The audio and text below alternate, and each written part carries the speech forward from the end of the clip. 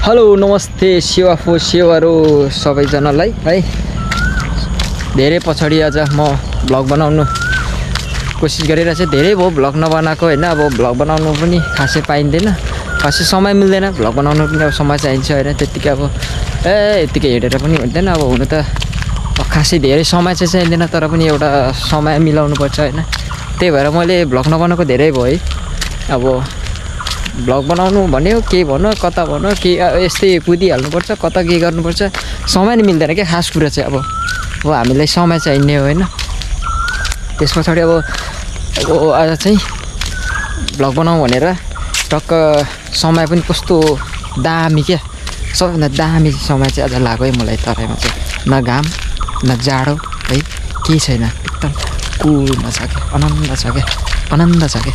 त्यही भएर चाहिँ भ्लग बनाउनु खोजिरहेको छु होइन। यस्तो दामी छ, जताततै हरियाली मात्र छ। त्यही भएर आज चाहिँ म यस्तो दौडिरहेको छु नि, के अरे भ्लग बनाउनुलाई यस्तो जोस पनि कति जोस छ क्या आज मलाई। यस्तो भ्लग बनाउनुलाई आनन्द छ क्या। त्यही भएर पनि अब एकदम दौडिरहेको छु है।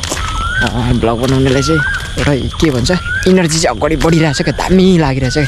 त्यही भएर चाहिँ म भ्लग बनाउनु निस्केको है। त्यही भएर म भ्लग बनाउँदै आइरहेको छु है। टाउको चिलाएर मायाको जुम्रा पर गयो, होइन होला। त्यही हो, भ्लग बनाउनेलाई पनि गाह्रो छ होइन। त्यही भएर आज यस्तो हतार आइरहेको छु होइन।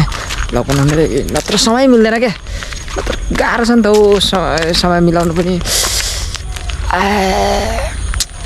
हक्राइसक्यो